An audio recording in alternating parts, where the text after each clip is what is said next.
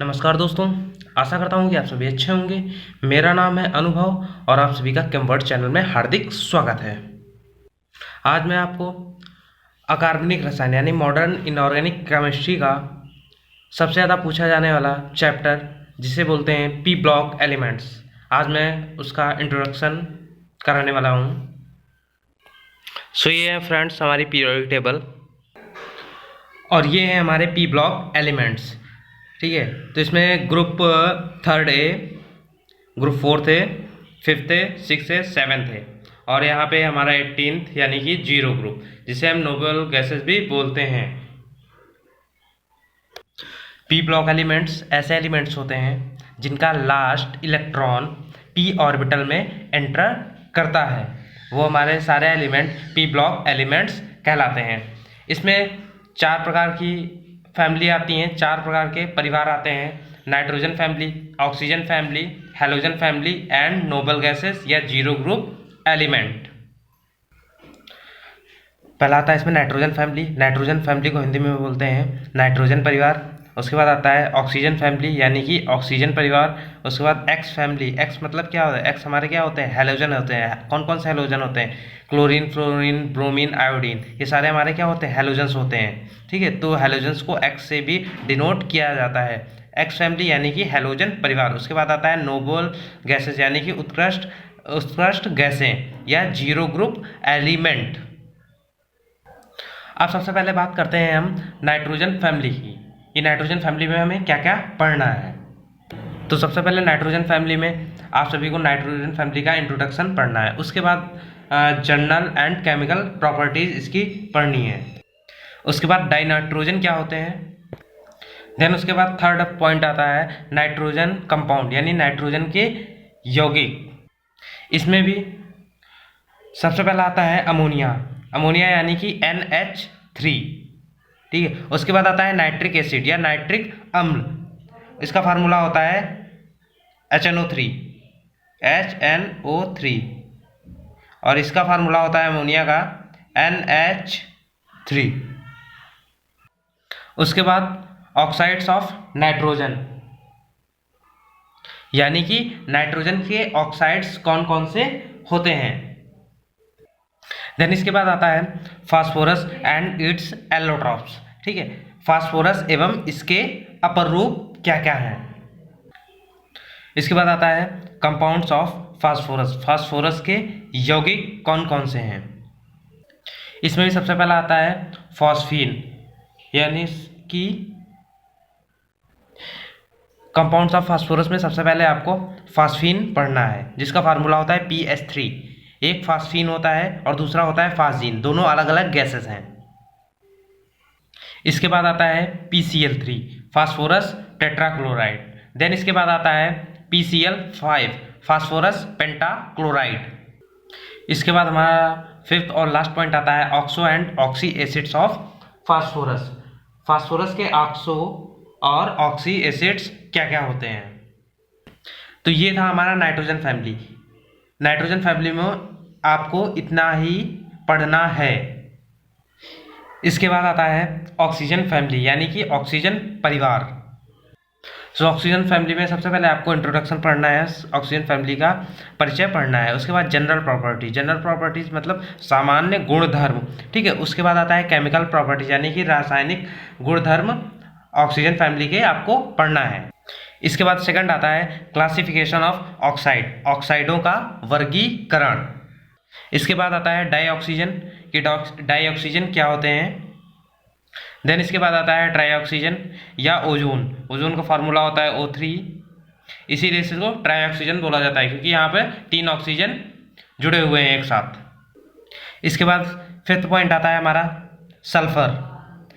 आपको सल्फर के बारे में भी पढ़ना है ऑक्सीजन फैमिली के अंतर्गत ही। इसके बाद हमारा सिक्स पॉइंट आता है एलोट्रॉप्स ऑफ सल्फर, सल्फर के अपर रूप।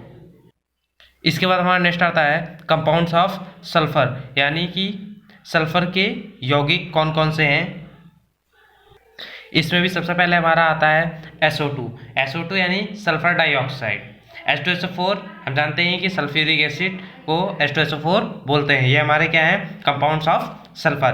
तो ये सारी चीजें आपको ऑक्सीजन फैमिली के अंतर्गत आपको पढ़ना होगा। इसके बाद आता है हमारा एक्स फैमिली या हैलोजन परिवार। यह काफ़ी लंबा चैप्टर है, आपकी बुक का सबसे लंबा चैप्टर है और सबसे ज़्यादा इसी चैप्टर से क्वेश्चंस बनते हैं। सो हैलोजन परिवार में सबसे पहला आपको हैलोजन फैमिली का इंट्रोडक्शन पढ़ना है। उसके बाद जनरल प्रॉपर्टीज यानी कि सामान्य गुणधर्म। उसके बाद आपको केमिकल प्रॉपर्टीज यानी कि रासायनिक प्रॉपर्टीज आपको उसमें पढ़नी है। देन आपको यहाँ पे पढ़ना है एबनॉर्मल बिहेवियर ऑफ फ्लोरीन, यानी कि फ्लोरीन का असंगत व्यवहार क्यों है। तो ये आपको हैलोजन फैमिली में आपको ये चीज़ें पढ़नी है। इसके बाद आपको क्लोरीन पढ़ना है और उसके कंपाउंड कौन कौन से हैं। इसके भी कंपाउंड में आपको HCl यानी कि हाइड्रोक्लोरिक एसिड के अबाउट में आपको पढ़ना है। इसके बाद फोर्थ टॉपिक हमारा आता है इंटर हैलोजन कंपाउंड, यानी कि अंतर हैलोजन यौगिक कौन कौन से हैं। इसके बाद हमारा फिफ्थ पॉइंट आता है oxo and oxy acids of halogen. Halogen के ऑक्सो या ऑक्सी अम्ल कौन कौन से हैं। तो ये 5 चीज़ें आपको हैलोजन फैमिली के अंदर आपको इतनी चीज़ें पढ़नी हैं। इसके बाद हमारा नेक्स्ट आता है नोबल गैसेस या जीरो ग्रुप एलिमेंट्स, जिन्हें हम हिंदी में कहते हैं उत्कृष्ट गैसेस या अक्री गैसेस। सो नोबल गैसेस में आपका आता है helium, neon, argon, krypton, xenon, radon. ये आपके नोबल गैसेस के अंतर्गत आते हैं।